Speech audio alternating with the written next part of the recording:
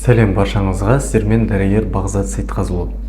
Егер де сіздердің ағзаңызда магний жетіспейтін болса, магний деген элемент, онда сіздерде осы 7 симптом пайда болады. Егер осы 7 белгі пайда болған болса, мысалға ұйқысыздық секілді, онда сіздер оп-оңай осы әшейін магний ішу арқылы ғана осы проблемаларыңызды шеше аласыздар. Видеоның соңына дейін қараңыз, өйткені мен бұл видеоны осы статьядан алып қарадым, өте маңызды заттар жазылған. Өте видео қызықты болады, өйткені біздің кейбір адамдар асқазанмен проблемасын, өтімен проблемасын, болмаса жаңағы ұйықтай алмай жүрген кезде не үшін ұйықтай алмағандығын түсінбейді. Сол себепті мен соңына дейін қарайтын болсаңыз, мен соңына дейін сізге осы симптомдардың бәрін айтып, қандай магний ішу керек екенін, дозировкаларын бәрін айтатын боламын. Өте маңызды болады видео, соңына дейін қарап, каналға тіркеліп лайк басып кетіңіз. Ал мен бастаймын. Ең бірінші симптом пайда болатын магний жетіспеушілік кезінде ол ұйқысыздық. Көп адамдар мысалға даже приемға келіп жатқан кезде айтады да, мен түнде ұйықтай алмаймын дейді. Жатып қаламын да, 2-3-ге дейін жатамын, ұйықтай алмаймын. Кейбір кезде 1-2 сағат ұйықтап, қайтадан оянып кетемін, сосын қайтадан ұйықтаймын деп солай да. Осы секілді проблемалар басталады. Не үшін дейтін болсақ, ол магний жетіспеушілігінен болады екен, осы именно ұйқысыздық. Негізі тек қана магний ғана емес, одан бөлек те заттар бар, мысалға витамин D секілді. Витамин D жетіспесе де адам ұйқысы келмейді негізінде. Сол себепті жалпы анықтау үшін точно не болып жатқан ағзаңызда зертханаға барып бірінші анализ тапсырғаныңыз дұрысырақ болады. Мысалға нелерге тапсырамыз? Цинкқа қараңыз, магнийді қараңыз, витамин D-ні қараңыз. Осының өзі сізге көзіңіз ашылады да, не болып жатқан, шынымен ағзаңызда жетпей ме, жете ме мына элементтер. Ал егер ұйқысыздық маза бермей жатса, онда осы магнийді ішіп бастасаңыз болады. Дефициттарын восполнять ететін болсаңыз, ұйқыңыз қайдан орнына келіп бастайды.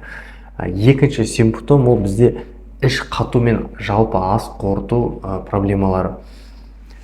Егер тамақ қорытылмасаңыз, болмаса сізде қыжыл пайда болса, немесе ішіңіз қатып қалып жүрсе, онда магний жетіспейді. Не үшін? Өйткені қазір мен сіздерге бір қағаз көрсетейін. Жалпы айтқан кезде біздің ағзамызда, көріп тұрғандарыңыздай, біздің ағзамыздың ішектеген органдар бар, мына ішектерімізде. Осы ішектеріміздің перистальтика деген зат бар. Перистальтика дегеніміз не? Ол движение деген сөз. Перистальтика деген ол ішектің қимыл іс-әрекеттерін айтады. Егер именно магний менен вообще ішек қалай бір-бірімен байланысты дейсіз ғой, магний деген нейромедиаторлармен жұмыс жасайтын бір элемент болып табылады. Ағзада дұрыс, оның мөлшері дұрыс болатын болса, ол именно кишечникқа не береді? Стимул беріп, кишечникті жылжытады. Сол кезде сізде запор болмайды, іш қату деген зат болмайды, магний нормасында болатын болса. Ал егер мысалға магнийіңіз жетіспейтін болса, онда сіздің ішіңіз қатып бастайды. И именно движение болмайды ішекте. Движение болмағаннан кейін каловый массалар жылжымайды. Сол себепті сізде ішіңіз қату басталады. Одан бөлек магний жүйке жүйесінің трансмиттерлары менен жалпы біздің орталық жүйке жүйемізбенен жұмыс жасайтын элемент. Сол себепті магний жетіспеген кезде сізде нелер пайда болады?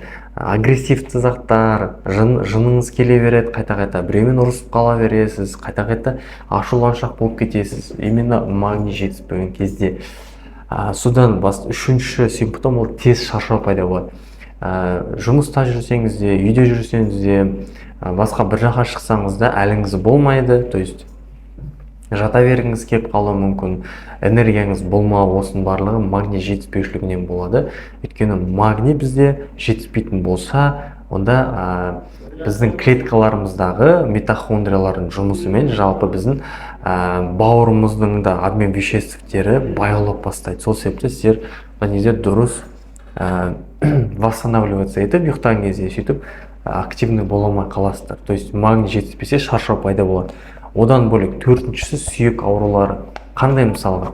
Остеопороз секілді. Остеопороз дегеніміз не? Ол бізде адамның бүткіл денесіндегі именно сүйектеріне кальций жетіспеуін айтады. Кальций жетіспейді, магний жетіспейді, и не басталады? Бізде ағзада сүйектеріміз әлсіз болып басталады. Остеопороз болуы мүмкін. Остеопороз деген мысалға, мен бір видеоны көргенмін, жаман, өте қандай нервті жыбырлататын видео. В общем, екі бала ғой, осылай не істеп отырады, бір-бірінің қолын өйстіп. Арм рестлинг деп айтады ғой, былай қол күрестіріп отырған кезде, мынау қатты тартқан кезде, сүйегі ортасынан сынып кетеді, қолының сүйегі. Орысша айтады предплечье деп, мына білектің сүйегі екіге бөлініп қалады. Неге? Өйткені остеопороз көбінесе подростковый периодта болуы мүмкін, именно магний жетіспей жүрген кездерде. То есть аз ағзада магний жетіспейді, сүйектер мықты емес, не болады? Сонымен сүйек сынып бастайды. Одан бөлек қандай сүйек аурулары бар? Мысалға, жаңағы вымывание кальциев деп айтады. Ортофосфорный қышқылының кесірінен кейбір қара сусынды напитоктер бар, білесіздер, атын айтпай ақ қойын, жалпы ішкен кезде сүйекті вымывать етеді, сүйекті вымывать еткенмен осы магнийді вымывать етіп бастайды. Сол кезде бізде осындай жаман последствиялар болады. Содан кейін бесіншісі, бүйректе тастар пайда болуы мүмкін. Бәрін айтып шықтым десек те болады. Не үшін магнийсіз бізде тастар пайда болды бүйректеріңізде? Магний қайда, бүйректегі тас қайда деп айтасыздар ғой. Енді қараңыздар. Магний бізде ағзада обмендік процестермен жұмыс жасайды. Енді магний жетіспейтін болса, бүйрегіміздегі реабсорция, абсорция деген заттар бар о жақта. То есть судың обработкасы, судың сіңуі толық қанды жұмыс жасай алмай қалды. Сол себепті ошибка үшін, то есть магний жетіспейді элемент, осының бәрін 100% жүргізуге, сол себепті бізде майда кальцинаттар пайда болып бастайды бүйректеріңізде. Именно магний жетіспегеннен ойлаңызшы. Сол себепті сізде бүйректеріңізде тастар пайда болады. Қалай біз бүйрегімізді тазартып отырамыз? Банальный зат, просто күніге осындай стаканмен болсын, болмаса банкаға 1 литр суға лимонный су ішіп тұрыңыздар. Ол лимон суы бүйректегі тастарды айдайды, болмаса ерітеді деп айтсақ та болады. Бірақ үлкен болатын болса тастарыңыз, онда ол болмайды, өйткені ол протоктарға тұрып приступ шақыруы мүмкін. Алтыншы симптом ол бізде изжоганың пайда болуы. Изжога деген жалпы бәріміз білеміз, қыжыл деп айтады ғой қазақшасы, қыжыл. Тамақтан кейін не ары кетпейді тамақ, не бері келмейді, в общем, кекіре бересіздер, тамақ қорытылмайсыздар. Магний жаңағы мен айтқандай тағы да тек қана бүйрек процесінде, жалпы ағзадағы именно ас қорыту процесінде де өзінің үлесін атқарып отырады. Егер магний жетіспейтін болса, онда асқазанда да сөл жетіспейді, то есть тамақ қорыту процесс тежелей бастайды. Сол себепті изжога басталады. Кейбір пациенттер просто магний ішіп әшейін магний ішіп жүріп, нелер кетіп қалады, изжогалар кетіп қалады. Өте қызықты зат. Содан кейін жетінші, ол бізде бұлшық ет спазм пайда болады. То есть бұлшық еттер тартылып қала беретін болады, кейбір кезде судорога болуы мүмкін. Білесіздер ғой, ұйықтап жатқан кезде аяқтары ұстап қалады, балтырлары ұстайды, мысалы, жүре алмай қалады, шыңғырып оянады төсектен, аяғым тартылып қалды, қайта-қайта аяқтары тартыла береді. Не үшін? Өйткені магний деген микроэлемент жетіспейді ағзада. Жалпы осындай өзгерістер болады. Енді қандай магний ішсек болады? Қараңыздар, магнийдің жалпы түрлері өте көп. Мен өзім қолданатындарын айтайын. Біріншісі кәдімгі магний B6 деген дәрі. Менде по идее ол бар, даже көрсете салайын. Так, міне көрсете салайын сіздерге. Бұл бірінші дәрі.